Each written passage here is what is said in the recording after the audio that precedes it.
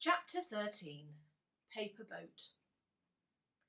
Z89 looked out towards the sea, overwhelmed by its vastness. She had seen pictures before and film footage, but this was different.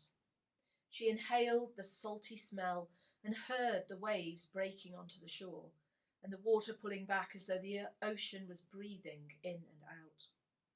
To one side of the beach, a huge cliff towered over her, the different layers of rock sandwiched together. To her left, two pointed hills pushed up towards the sky, and paths wound around the hillside. Seagulls shrieked and cried as they fought each other for food at the edge of the sea. Stella and Patrick drove here just after leaving the school. They travelled in silence, with Stella sitting in the back holding her daughter's hand. Now they sat drinking coffee at a nearby cafe while she went exploring. As she turned to look back at them, Stella waved, and Z89 stared before shyly waving back. There was a lot to get used to. She still didn't understand why she was here and not in school. A lot more to learn about herself and this family. Family. She rolled the word around her mouth, enjoying the sound of it. An image of Erin came into her mind. I hope she'll be all right, she thought to herself. Z89 knew what was in store for her sister, and she was anxious. She was also scared for herself. The only home she knew was the school, and even though there were often very difficult times, there had been enjoyable times too. Z89 loved to learn and always excelled in lessons, maths and science particularly. She relished the time for group discussions when she and the others debated and argued and discovered more about each other through their opinions. And more recently, she'd found friendship. This was forbidden, but through the debates and time spent in the orientation sector, she began to get to know Z42. A blurry image of him came now, his smile, his eyes, his warmth. They touched fingers together and she'd felt an electric current fizz through her body. Z89 sat herself on one of the rocks, jutting through the sand, and smiled at her memories. A sudden movement beneath her made her jump, and she laughed as a crab edged sideways towards the shelter of her rock. There was a small pool of water there, and she knelt to study it more closely. Pointed shells were clamped onto the barnacle-covered rock. Fat red blobs of jelly wobbled in the ripples. Tiny transparent shrimps cantered through the clear water. Z89 was entranced. Dipping her fingers into the pool, she gasped at the cold. Hello? She started as her shadow blocked out the sunshine. It was Patrick. She shaded her eyes as she looked up at him. A tiny sea needs a tiny boat, he said, kneeling and launching a paper boat onto the surface. They both watched as the boat bobbed about and then fell over. Oh, that's not meant to happen, Patrick said, scooping it up. He fiddled with the folds and tried again. This time it sat proudly on their minute ocean. Miranda, you need to name your ship. Miranda thought for a moment. I named this ship the Butterfly. May she fly across the oceans and return to us safely. Butterfly. After a short tour of the school and discovering it was vast, Erin was taken unceremoniously to her new rest area in the nod pods. Two orderlies explained to her the rules and she listened carefully. This was new for them too, as all the students in their charge entered the school as babies, not as teenagers, so they chose their words with precision, following their orders from Miss Esme Dorling, the school principal. By the time they left her to settle in, Erin was exhausted. She couldn't remember the last time she'd eaten, and her stomach rumbled in sympathy. Her nod pod was tiny, compared to her huge bedroom at home. I mustn't think of that, she thought, trying to focus on what she did have. There was a small wet room with a loo and a sink at the back of the pod, a bed with pristine white duvet, pillows and sheets. The walls were white, the two drawers within the walls were white, even the tiny clock on the wall was white. All her clothes were white. She longed for some colour. That was it. Her tour of her pod was over in seconds. No books, no clothes, no stuffed animals, nothing. Z84 Marcon, go to the nourishment sector now, the voice commanded. Erin sat down on the bed, wondering what to do, rubbing her itchy scalp where her hair had all been shaved off, her stomach complaining too. The voice came again, stating the same command. Erin suddenly realised that was her. She'd have to get used to that number. She'd been born 5 minutes before Miranda, at 4 minutes past 8 in the morning of March the 1st. Erin clambered down the ladder encased in the wall outside her pod and began to walk in the direction the orderlies had shown her for the dining room, or the nourishment sector as they called it here. Entering the space, she was pleased to see other students already in there, seated at long tables. There was relaxing music coming from cuboid speakers in the ceiling.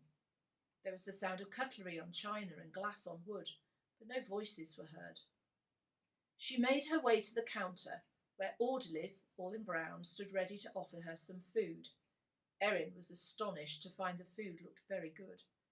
She chose chicken, potatoes and vegetables, and then a pudding of fruit crumble and custard.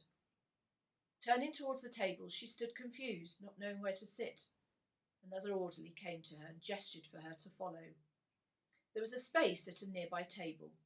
The others glanced at her and then continued to eat. "Hello, I'm Erin. Sorry, I mean Z84, she said, sitting down between two girls, one with olive skin, the other pale white. One of them nudged her with her elbow and nodded towards the orderlies who were watching her. Then the young man sitting opposite held his forefinger to his mouth and gave her a sad smile. Erin understood and ate in silence. Later, one of the orderlies came to collect her and proceeded to lead her along the corridors until they reached a huge white door which slid to one side. Erin stepped inside. The high walls seemed to go on forever, up and up, until they hit the skylights that drew in natural light. To her right, water plunged down over a wall of clear glass. Huge green plants stretched long, thin leaves towards her. The orderly gestured to her to go towards a big carved oak door. As she did so, the door opened, and a tall, thin woman in purple stood on the threshold. Erin remembered seeing her before, when she and Miranda were encased in the glass room. "Come in, my dear," the honey-like voice sounded sickly sweet to Erin's ears. It reminded her of someone. "Sit." Miss Dorling gestured towards a small chair, and then sat down behind the large desk. She leaned forward, lacing her fingers together and perching a pointed chin on top. She stared at Erin. The only sound was a clock ticking, and Erin realised with surprise it was a grandfather clock. It looked incongruous amongst the contemporary furnishings. "At least there was colour here," noted Erin. She glanced across at the bookshelves piled high with books of every size and colour, and in amongst them a pile of her books from home. "I'm sure you have many questions," declared Miss Dorling as she sat back against the plush velvet high-backed chair. "Yes, I have," Erin said, impatient to ask them all at once. "What am I doing here? Where's Miranda?" Her words tailed off as she looked at the stern, jagged face of the school principal. "All in good time." She waved her hand as if that was the end of the discussion. Miss Dorling silently stared at Erin until suddenly announcing, "Because of your meddling, our project has been compromised. However, we have decided we can build something out of this mess, and so," she paused, "Trefoil has agreed this could add more to our research. We will observe Z89, Miranda, just as we have observed you for the last 15 years. Her supercilious smile seemed to burn into Erin's very soul. Erin went to stand up to protest, but the orderly who'd remained silent at the door pushed her back into her chair. "For an intelligent girl, you can be very stupid," Miss Dorling sneered at her new charge. "Of course we've been watching you. You're also part of the project. NN 2000 began in the millennium when you and 239 other babies were born. 120 of them were brought here, and the twin of those children remained in their home with their family. Why? Asked Erin. Why do you feel you can do this? We have the permission of all the families, and they've all been paid very well indeed for the privilege of being part of the project. It's not a privilege, spat back Erin. It's against our human rights. Our research is necessary, Miss Dorling explained. For too long now, our young people have become out of control. They are no longer disciplined. They are not taking their studies seriously. Consequently, the country is not creating the right workforce. Trefoil came together to rectify this. The British government support us and have invested a great deal of money in improving our country. During this impassioned speech, the school principal had risen and swept around the desk to stand looking down at Erin. Then, like an eagle swooping down on its prey, Miss Dorling pushed her sharp face into Erin's. She grabbed the girl's chin between her talons tightly. You are an important part of this research. Don't ever forget that. She bared her teeth and saliva dripped from her scarlet lips. But you can be destroyed if you ever question me again, or, she paused, or we can destroy your family. If you ever cause any complications or aggravations, you and Miranda will be erased from the project. Every word was punched into the air. She twisted her fingers until Erin cried out in pain. Abruptly, Miss Dorling let go and stood back. Erin fell in a heap on the floor. The principal of Zephyr School turned sharply and returned to her seat. The orderly helped Erin to sit back on the chair as she rubbed her jaw where it had been twisted. She breathed deeply and calmed herself before asking, When I found myself in that room, my forehead was bleeding, and there was a sharp pain like a band had been wrapped tightly around my head. Her head ached at the memory. What did you do to me? Well done, a good description. Your head was screwed to a metal trolley, and then we carried out several brain scans. We were right to bring you in. You have a very high IQ, my dear. The sugar had returned to Miss Dorling's voice. You have artistic talent, as I have seen from your sketchbooks. Here in Zephyr we don't normally teach art, but what you have is exceptional. So we may continue with this. Miss Dorling looked down at her desk, and Erin realised she was consulting copious notes spilling out of a grey folder. She could just about make out some of the upside-down words. Silas Winslow, the name of her grandfather, and next to this the word scientist. Erin screwed up her eyes and continued to decipher the words below. Joyce Winslow, artist. Erin didn't remember either of them. They had died in a tragic accident when she was very young. Why does the school have files on my grandparents?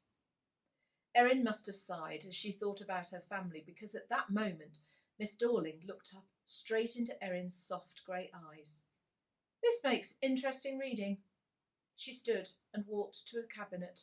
Opening one of the doors, she placed the file carefully on a shelf before locking it. Pressing a small button on her desk, the wall glided across to cover the cabinet from view. You will be quite safe here, and as long as you follow our rules and do what you are told, you will be rewarded. Your sister broke the rules, and so she was punished. The thin woman held out a paper boat as though it was something obnoxious. She seemed to think it was permissible to write down her feelings. No, we can't allow that. At this, she dropped the folded paper into a bowl, struck a match from a box on the table, and set fire to the boat. Feelings and emotions show weakness. Your karate has made you strong in body and mind. This will also be useful in our research. We will test your physical strength as well as measure your intellect. Erin watched the tiny boat burn. It reminded her of something she'd seen on the television, where the Vikings put their dead on a huge wooden boat and set it on fire. The flame seemed to ignite within her mind. This wasn't over yet. She wasn't ready to be set off into the distance, for her family to forget her and for her spirit to rise as smoke up to heaven. She looked straight at the woman in front of her, held her shoulders back and took a deep breath. My family will get me out of here. They love me. If they knew what you were really like, they would... She stood with confidence, her shoulders back, her chin jutting high, not scared any more. They would kill you. But instead of looking shocked, Miss Dorling smirked. Don't you understand? This is what your parents wanted. They want you to be here. They don't need you any more. The woman threw back her head and unexpectedly laughed with malevolence. The colour in the young girl's face drained away, her confidence shattered. You're lying, Erin sobbed, starting to make her way around the huge desk towards this woman to plead with her. Miss Dorling pushed her away and she fell against a bookshelf, some of the books crashing down around her. Take her away, the principal of Zephyr shrieked. The orderly cowered by the door, but seeing the anger was now being directed towards him, he strode over to the young girl and hauled her up, hooking his hand under her armpit. He dragged her across to the door, which opened as though on cue. Erin was pushed and pulled out of the room. Another person appeared from nowhere, and between them they carried her back to the Nodpod sector. She tried to fight back, but it was no use. Once below her pod, they forced her to climb the ladder, her tender limbs aching, her face sore from being squeezed and scratched. Once inside, she lay down on the bed and sobbed uncontrollably.